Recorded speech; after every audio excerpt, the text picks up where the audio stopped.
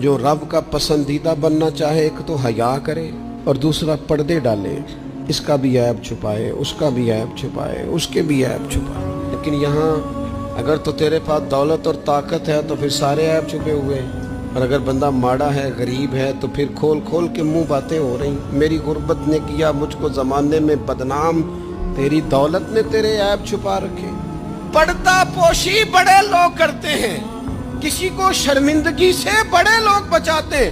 وہ گردنیں جھکا کے راضی نہیں ہوتے، وہ کسی کو عزت دے کے راضی ہوتے۔ اللہ تبارک و تعالی اپنے بندوں کے حق میں رحمت والے فیصلے کرتا ہے، درگزر والا معاملہ فرماتا ہے۔ جگہ جگہ قرآن مجید میں اللہ تعالیٰ نے اپنے بندوں پر رحمت کرنے کا ذکر فرمایا۔ ان اللہ یغفر الذنوب جمیعا، فرمایا بے شک رب تمہارے سارے ہی گناہ معاف فرما دے گا، تم نا امید نہ ہونا، وہ معاف کر دے گا تمہیں۔ قرآن مجید میں فرمایا ان اللہ بالناس لرؤوف الرحیم، بے شک اللہ اپنے بندوں پر بڑا ہی مہربان اور نہایت ہی رحم کرنے والا، رؤوف اور رحیم ہے، بڑا مہربان ہے، کرم فرماتا ہے۔ اللہ تعالیٰ اپنے بندوں سے بڑا جلد راضی ہو جاتا ہے، وہ اپنے بندوں کو بہت زیادہ مشقت میں نہیں ڈالتا، وہ اپنے بندوں سے اپنی نعمتوں کا بدلہ نہیں چاہتا، بہت سخت مشقت والی عبادتیں نعمتوں کے بدلے نہیں چاہتا، وہ بڑی جلدی رحم فرماتا ہے۔ ماں پیار کرتی ہے اپنے بچے سے، لیکن وہ ناراض بھی ہو جاتی ہے بعض چیزوں میں، بعض معاملات اس کا دل بھی دکھاتے ہیں، بعض جگہ وہ رو کے یہ بھی کہتی ہے کہ تو نے میری محبت کا کوئی نتیجہ نہیں مجھے دیا، میری ساری کمائی تو نے ضائع کر دی۔ والد بہت ساری جگہوں پہ ناراض ہوتا ہے، شکوہ کرتا ہے، کہتا ہے میری بیماریوں کی، پریشانیوں کی، بڑھاپے کی، کمزوریوں کا سبب بیٹے تو ہی بن گئے، یہ ساری تکلیفیں تو ٹھیک ہو جائیں تو میری شاید عمر بھی بڑھ جائے، صحت بھی ٹھیک ہو جائے، میں زیادہ دیر جوان رہ سکوں۔ ناراض ہوتے ہیں ماں باپ، اسی طرح ماں باپ راضی بھی ہو جاتے ہیں، وہ بڑی جلدی راضی ہو جاتے ہیں۔ میں اکثر کہتا ہوں کہ والد کو راضی کرنے میں 5-7 منٹ لگ جاتے ہیں، اماں تو 1.5-2 منٹ میں راضی ہو جاتی ہے۔ ابا جی کو 5-7 منٹ لگتے ہیں، کئی دفعہ کہنا پڑتا ہے، کوئی دلائل دینے پڑتے ہیں، لیکن والدہ کے لیے تو کچھ بھی نہیں، آپ نیرا جا کے پیروں میں بیٹھ ہی جائیں، کچھ بھی نہ کریں، آپ پورا روئیں نہ رونے والا منہ ہی بن جائے تو اماں تو نرم ہی نرم ہے، جس وقت جو مرضی آپ کرا لیں ہو گیا۔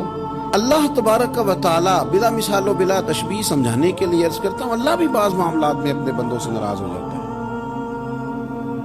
وہ کہتا ہے میں تکبر کرنے والوں کو پسند نہیں کرتا، وہ کہتا ہے فسادی پسند نہیں ہے، وہ فرماتا ہے کہ راہوں میں کجی کرنے والے پسند نہیں ہیں، وہ فرماتا ہے کہ بدعہدیاں کرو گے تو میں صبح قیامت تم سے سوالات کروں گا۔ اللہ تبارک و تعالیٰ بہت ساری چیزوں کو ناپسند کرتا ہے، ناراض ہو جاتا ہے، بلکہ نبی پاک صلی اللہ تعالیٰ علیہ وسلم نے فرمایا تم بات کرتے کرتے کوئی ایسا جملہ بول دیتے ہو کہ رب اتنا ناراض ہوتا ہے کہ تمہیں پتہ بھی نہیں ہوتا، تمہارے لیے جہنم کا فیصلہ کر دیتا ہے۔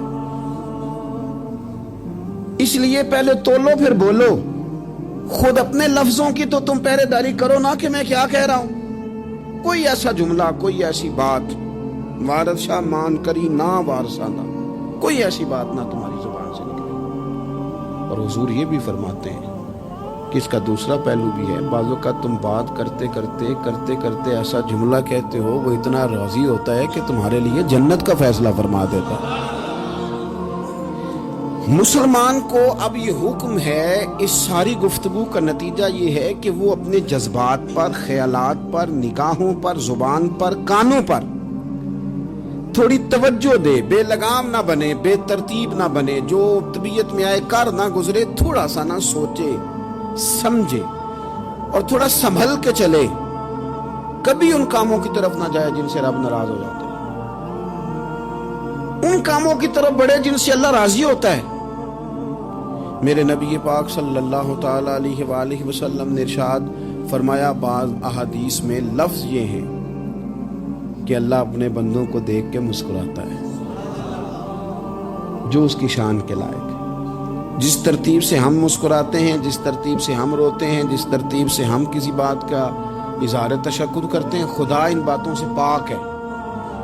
بہت ساری حدیثوں میں آیا کہ وہ مسکراتا ہے، تو کیا مطلب ہے مسکرانے کا؟ تو علماء تفسیر نے لکھا ہے مسکرانے کا مطلب یہ ہے کہ وہ بڑا ہی راضی ہوتا ہے اپنے بندے سے، بڑا راضی ہوتا ہے، یہ مطلب ہے۔ ایک تو مسکرانے کا مطلب یہ کہ وہ بڑا راضی ہو گیا، بڑا راضی ہو گیا، وہ مسکرا دیا اپنے بندے پہ۔ اور ایک اس کا معنی خود نبی پاک صلی اللہ تعالی علیہ وسلم نے بیان فرمایا۔ مسند امام احمد بن حنبل میں حدیث ہے، حضور سید عالم علیہ السلام سے صحابہ نے پوچھا یا رسول اللہ شہید تو بڑے لوگ ہوتے ہیں، شہیدوں میں افضل کون ہے؟ تو اللہ کے حبیب علیہ السلام فرمانے لگے وہ والا بندہ جو ڈٹ گیا تھا کافروں کے مقابلے میں، وہ ہلا نہیں، پوری طرح ڈٹ کے جو لڑا وہ شہداء میں افضل ہے۔ حضور فرماتے ہیں وہ جنت کے بالا خانوں میں سیر کرے گا اور رب اسے دیکھ کے مسکرائے گا، رب اسے دیکھ کے مسکرائے گا، اللہ تعالیٰ مسکراتا ہے اسے دیکھ کے۔ اور اگلے جملے میں حضور نے وضاحت کر دی، فرمایا جب رب دنیا میں کسی پر مسکراتا ہے نا تو اس کا معنی یہ ہے کہ قیامت میں پھر اللہ اسے حساب کوئی نہیں لے گا۔ جس پر اللہ دنیا میں مسکرا دیا اس سے کوئی حساب، تو وہ کام ڈھونڈنے چاہیے نا جس سے اللہ مسکرائے۔ ویسے کبھی ہم ایسا کرتے ہیں کہ نہیں کہ کسی کو راضی کیا جائے؟ یہ کام ہم کرتے ہیں کہ ہماری کمپنی کا جو سربراہ ہے وہ ہم سے راضی رہے، جس ادارے میں ہم پڑھاتے ہیں اس ادارے کا بڑا ہم سے راضی رہے، یہ کرتے ہیں ہم۔ اس کے لیے کچھ نہ کچھ ہیلے بہانے ہم کرتے ہیں، برادری، قبیلہ، علاقہ، بستی، لوگ کسی طریقے سے ہمارے ساتھ مطمئن رہیں، کرتے ہیں نا یہ سارے کام۔ اس میں تھوڑی مشکل بھی ہمیں آتی ہے لیکن کرتے ہیں، کیا کریں۔ گھر میں بھی کئی دفعہ ایسا ماحول بنانا پڑتا ہے۔ چلیں ایک اور میٹھی مثال دیتے ہیں، زیادہ سمجھ میں آئے گی۔ چھوٹا بچہ خوش رہے، آپ اس کے لیے محنت نہیں کرتے؟ وہ چھوٹا ہے، اس کو خوش کرنا فرض ہے ابا پہ، لیکن وہ کہتا ہے کہ میں نے موٹر سائیکل لینا ہے، چھوٹا ہے چلا ہی نہیں پائے گا، تو ابا پھر اسے راضی کرتا ہے، کہتا ہے بیٹے چھوٹا سائیکل لے لے، چل میں تجھے اڑانے والا جہاز لے دیتا ہوں۔ مقصود کیا ہے کہ اس کو ناراض نہیں کرنا، یہ روئے نہ، اس کا دل نہ ٹوٹے۔ ہو یارو سنو نا میں کیا کہہ رہا ہوں، اگر چھوٹے بچے کے لیے وہ چیزیں ڈھونڈتے ہو، میرے ابا جی نا اپنے نواسے کے لیے کھلونا لے کے آئے تو بچہ بڑا ہی کھیلا، تو ابا جی کہنے لگے لو پیسے پورے ہو گئے میرے، بچے کو پسند بڑا ہے نا، پیسے پورے کر چھڑے نے، دیکھو نا جی کتنا اس کو راضی ہوا ہے۔ تو انسان کیا کرتا ہے کہ کوشش کرتا ہے چھوٹا بچہ بھی ناراض نہ ہو، تو وہ چیزیں وہ ڈھونڈتا ہے کہ اس کو کیا پسند ہے، چاکلیٹ لے جاؤں، فلاں چیز لے جاؤں، آئس کریم لے جاؤں۔ تو ایک بچے کے لیے، گھر کے لیے، سربراہ کے لیے اتنی محنت کرتے ہو، تو وہ کام بھی ہمیں ڈھونڈ کے تلاش کرنے چاہیے نا جس سے رب راضی ہوتا ہے، اللہ راضی ہوتا ہے۔ بتاؤں وہ کون کون سے کام ہیں؟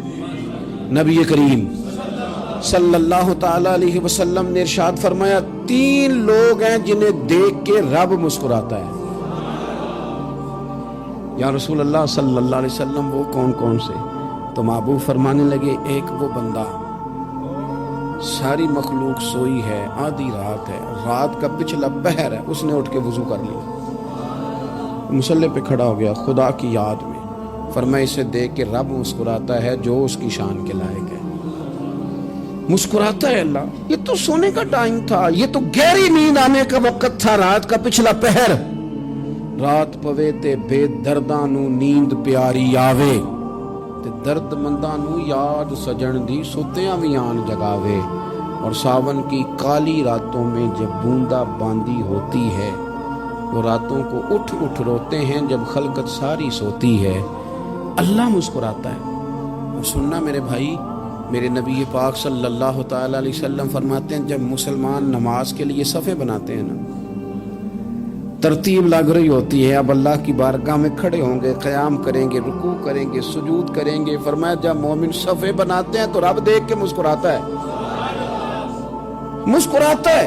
کمال ہو گئے عروج بندگی کا، جب بندے کو دیکھ کے رب مسکرائے، خدا بندے سے خود پوچھے بتا تیری رضا کیا ہے، مسکراتا ہے۔ اور میرے نبی پاک علیہ السلام فرماتے ہیں جب مجاہد جہاد کے لیے صفیں سیدھی کرتے ہیں، آج تو یہ رب کے نام پہ مرنے ہی آ گئے، یہ صفوں میں کھڑے ہوں گے، ترتیب سے لڑیں گے، ترتیب سے گلا کاٹیں گے کافروں کا یا شہادت لیں گے۔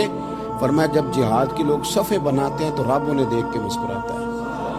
کتنے نصیبوں والا وہ بندہ ہے جسے دیکھ کے مسکرا دیا۔ او یار، کبھی تیرا بیٹا تیرے سامنے مسکرائے نا چھوٹا، تو تیرا دل باغ باغ ہو جاتا ہے۔ تیری ماں بیمار کسی ایک دن صحیح طرح ہنس پڑے تو طبیعت خوش ہو جاتی۔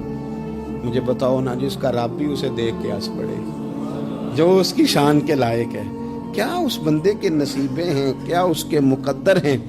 آپ اس مقام پر اپنے آپ کو لائیں۔ اب دیکھیں نا، یہ حدیث آپ نے سن لی، اب ہم نے نا اس طرح صفحے نہیں بنانے جس طرح ساری دنیا، اب ذرا صفحے بھی شوق سے بنائیں گے۔ آپ ذرا تھوڑا سا شوق پیدا کریں گے، بھئی یہ تو میں وہ کام کرنے لگا ہوں جسے دیکھ کے رب مسکراتا ہے۔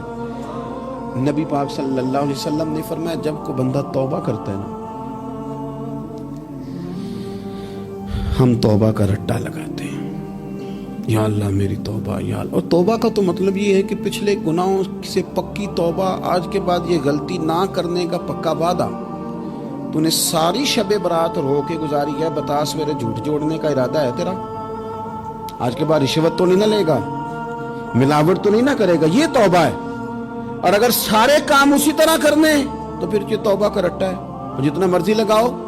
حضرت علی بن ربیعہ رضی اللہ تعالیٰ عنہ فرماتے ہیں میں مولا علی کے ساتھ تھا، مقام حرہ کی طرف جا رہے تھے، حضرت علی نے ہاتھ اٹھا کے دعا مانگی ہماری تعلیم کے لیے، ورنہ حضرت علی ہم صحابہ کو محفوظ عن الخطا تو مانتے ہیں نا۔ ہاتھ اٹھا کے کہا اے اللہ ہمارے گناہ بخش دے، تیرے علاوہ کوئی معاف کرنے والا نہیں۔ اور پھر حضرت علی آسمان کی طرف دیکھا اور دیکھ کے نا حضرت علی بن ربیعہ کو تو مسکرائے۔ حضرت علی بن ربیعہ کہنے لگے حضور مسکرائے کیوں ہو؟ فرمانے لگے ایک دن میں حضور کے ساتھ اسی طرح آیا تھا، اسی طرح حضور نے دعا فرمائی تھی ہماری تعلیم کے لیے، اور پھر حضور مجھے دیکھ کے مسکرائے تھے اور فرمایا جب کوئی بندہ رب کی بارگاہ میں اس طرح استغفار کرتا ہے تو رب مسکراتا ہے، اور مسکرا کے فرماتا دیکھ لو میرے بندوں کو پتا ہے کہ میرے علاوہ معاف کرنے والا کوئی نہیں، انہیں پتا ہے، تم اس کی بارگاہ میں رجوع تو لاؤ، آؤ تو صحیح تو آنسو لے کر۔ اقبال کہتے ہیں کہ موتی سمجھ کے شان کریمی نے چن لیا، قطرے تو گرے میرے ار کے انفعال کے، دو میں نے آنسو بہائے تھے تو اس کے کرم نے تو موتی سمجھ کے چن لی۔ سنو نا، حضور اس استغفار کو اللہ کو یار رات کو توبہ کر کے سونا چاہیے ہمیں۔ کچھ غلطیاں ہم کرنا نہیں چاہتے پر ہم سے ہو جاتی ہیں، کچھ دل ہم توڑنا نہیں چاہتے پر وہ ٹوٹ جاتے ہیں، ہماری مجبوری ہوتی ہے ٹوٹ جاتے ہیں۔ رات کو اس کی بارگاہ میں ہاتھ باندھ کے کشکول طلب دراز کر کے خوب استغفار پڑھنا چاہیے کہ مالک بندے ہیں نا کیا کریں، نفس کا ساتھ ہے، دنیا کا ساتھ ہے، خواہشات نفسانیہ، مالک معاف کر دے۔ درد سے توبہ، رسم نہ ہو، کہانی نہ ہو، لفظ نہ ہو، جملے نہ ہو، اور جناب ایسے لوگوں کے بیچ بڑے ہاتھ باندھ کے اور بڑا کوئی ضرورت نہیں، آپ اکیلے اپنی چارپائی پہ بستر کے اندر منہ دے کے بھی درد سے کہیں گے نا معاف کر دے تو وہ تو مہربانی بڑا ہے۔